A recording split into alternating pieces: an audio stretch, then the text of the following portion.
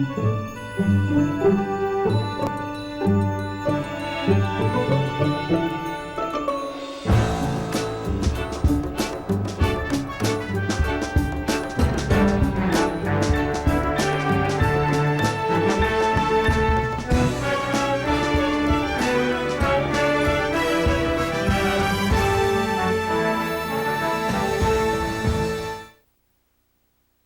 I'm Robert Osborne.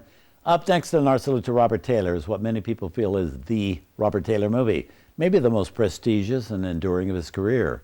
It's Camille from MGM in 1937, directed wonderfully by George Cukor. Robert Taylor, then 25 years old, was the leading man to the screen's most revered actress of that time, Greta Garbo, who was 31. That age difference being very appropriate to this famous story about a young man passionately in love with an older woman who's very worldly and not immune to his youth and his ardor. Now, years after this movie was made, Robert Taylor spoke of his working with Garbo as a magical experience for him. He was at the time basically a scared kid. Garbo was in full bloom, though, and already a fantastic legend. He said much later, "People tell me I gave the best performance of my career in Camille, and if it is," he said, "it's all thanks to Garbo and to George Cukor."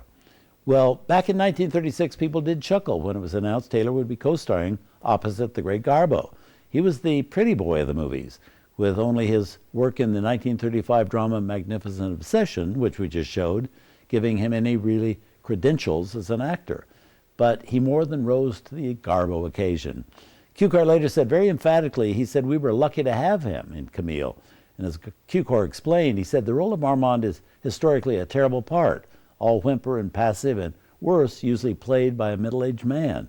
But," he said, "with Robert Taylor, we have someone young playing a passionate young man, and you understand him."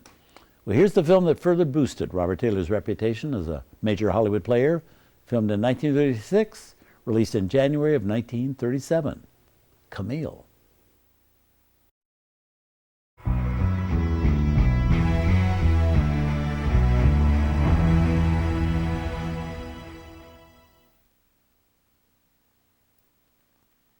Lovely movie.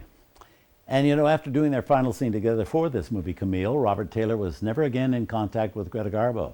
He told an interviewer one time that in the late 40s, he did catch a glimpse of her lunching at the MGM commissary. And he said, "Friends urged me to go over and say hello, but," he said, "I knew she was a woman who was a stickler for privacy, so I didn't intrude on that day or ever." Well, during the making of the film, he said she was very polite to him, but rather distant. He said the film's director, George Cukor, explained her aloofness to him at one time, saying she wanted to think of Armand as the ideal young man, and she was afraid if she became friendly with Robert Taylor, she'd think of him as just a nice fellow. Robert Taylor always regarded this as his second favorite Robert Taylor movie of all those he made during his long career. His favorite, he said, was a film he made 3 years after Camille, in which Taylor co-starred with Vivien Leigh. And we have that film coming up next.